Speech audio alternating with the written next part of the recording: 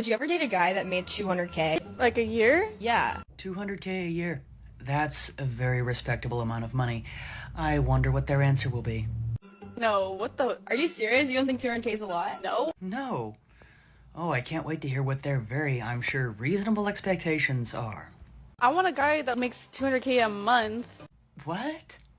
Okay, I mean, yeah, that's pretty good. Would you? I mean, like, 200K is like a lot of money. Like, my dad makes 200K. Oh, but it gets better. That's like your hardworking dad. Like, we live in a whole different generation. That's true. It's easy to make money now. Yeah. Clearly. It's easy to make money now, is it? That will come as a complete shock to a great many people in this country that are struggling to get by and living paycheck to paycheck every single day. Look how much money we have and what do we do? Yeah. One can only guess. I want a guy that makes more money than me. Like, what? Yeah. I think now would be the appropriate time to ask, what exactly does one bring to the table that actually makes one think that one deserves a man that makes 200K a month?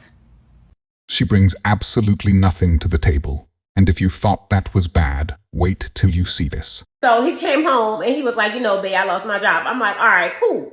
So a month later, like the bills, it was time for the bills or whatever, and I'm like, the bills due, babe, or whatever. And he was like, okay, I'm not working. And I'm just, in a month, like, it's all kind of hustles. You could have been doing something or whatever. So I told him, I said, look, if I pay these bills, are you going to pay me the money back? This man had the nerve to tell me, why should I pay my wife back for paying our bills? I told this man from day one, my money is my money and his money is our money. Why should I spend my money paying the bills? Like, no, he should have paid me back. So that's when I decided, like, I can't be with this man no more. So I had text his homeboy. Like, we all cool. I text his homeboy or whatever. We went together. I met up with him. And we was chilling, we was drinking or whatever. And I started venting. I started getting emotional. One thing led to the next. I did not purposely mean to do what I did with his friend. But things happen. Like, y'all understand what I'm going through. So, his friend ended up giving me some money or whatever. And he was like, babe, look, don't worry about it. Handle whatever you got to handle.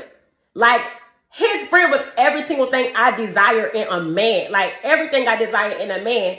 And, ain't nobody trying to hear my side. Ain't nobody trying to hear.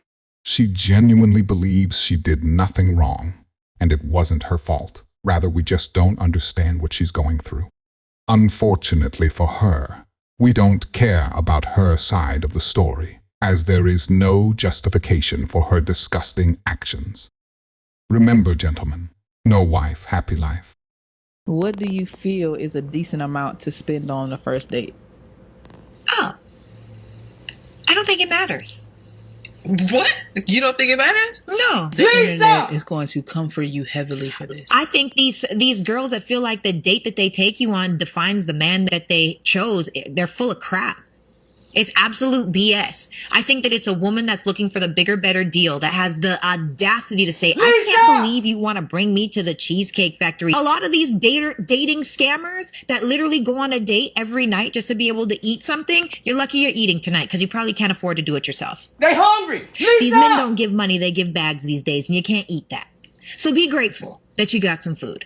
And be grateful that a man put in enough effort to take you somewhere. And that's the problem. I personally feel like that's the problem with today's day and age. Like, a lot of men are becoming lazy in dating. They're becoming lazy in the pursuit because there's no appreciation for what they do. And now women have these super high entitlement level thoughts that they deserve to be brought to freaking Bora Bora on their first date. And it's who are you to even ask for that? What value have you brought to that man? This? It's the audacity for me. For me, there's few things in life that make me laugh more than watching women try and understand how men think and feel, and how their brain short circuits when they do. For example, y'all are really not bullshitting me when you say that men are out here just thinking about nothing? Nope, we're not. We do it all the time, as a matter of fact. Not a single fucking thought in those cutie little brains you got up there? Not one? Nope, not a one. We just sit there and chill. Cody told me today, point blank, yeah, sometimes I'm just not thinking about anything. Absolutely correct. We don't think about a damn thing. What the fuck did you just say to me? You mean you can turn your brain off? Also, he has no internal monologue. Learn that. There's no little voice in his head talking to him. No, darling. There's no little voice in our head talking to us. And if you do have a voice or voices talking in your head, that's usually a sign that there might be some sort of problem. But that's not something I can help you with. What is it like to just sit in peace? In silence? Just in reverence? Just... Like, even right now, my mind is fucking racing. What's it like? Well, in a nutshell, it's heaven. But it's also what makes men good problem solvers. Because you see, men think logically, not emotionally like women do. Our brains are wired differently.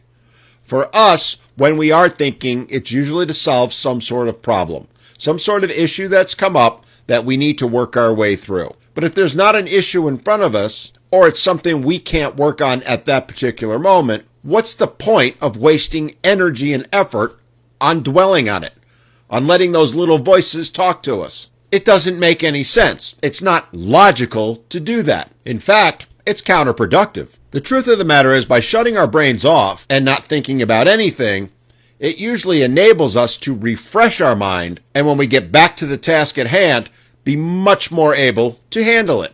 Until I am like knocked out asleep at night, my brain is running 1,000,000 miles a minute. That's why I talk so fucking fast, because the thoughts up here are too loud and I gotta get them out before I forget about them. And with all due respect, how's that working out for you? Is it really making your life better?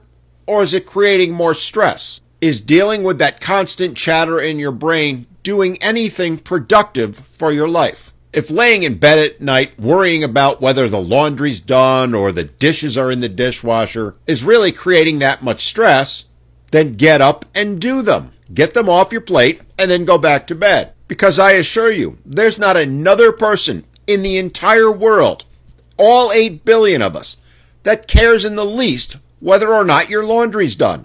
The only one that it matters to is you. Laying in bed for hours on end stressing over it is an utter waste of time and energy. Again, I'm not trying to dish you. I'm genuinely asking, why are you wasting so much time and energy focusing on things that probably don't matter all that much? And men are just out here just, yeah, sometimes I'm not thinking about anything at all. What the fuck do you mean you're not thinking about anything at all? That doesn't even compute in my brain. I'm very triggered. Oh, young lady, we can tell you're triggered, and I actually feel sorry for you. Let me put on my figurative dad hat, or as you'll probably label it, mansplaining, and give you a little piece of advice. For the next couple of days, take a step back. Take a breath, if you will. Let all those things that you're stressing over that are running through your brain go. Trust me, they can wait. Give what men do a try. Grab a cup of coffee, a beer, whatever it is that floats your boat, and do what I did this morning. Sit out back, watch the birds at the bird feeder, listen to the wind rustling, and don't have a care in the world or a thought in my brain. Trust me when I say this, your life will be 1,000,000 times better if you do it. And I'll be the first to admit it's not easy to do, especially for women, because you are wired differently than men. But you can do it. And once you do, you're going to find out how much peace it will bring to your life. Not to mention how much better your life will be, because most of those thoughts running around in your brain are negative ones. You know, recently there's been a lot of articles pointing out how men are far less emotionally intelligent than women and how that's been ruining their relationships. Oh, yeah. You know, I always say the wife's more intelligent than me.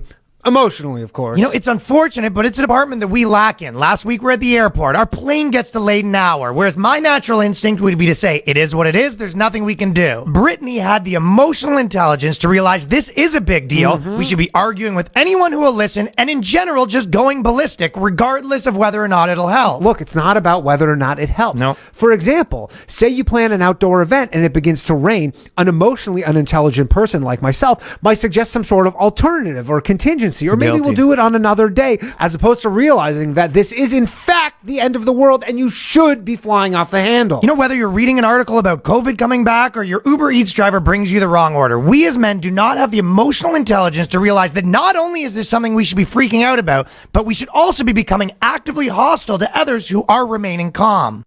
If you enjoyed this video, I promise you'll enjoy this next video. I will see you there.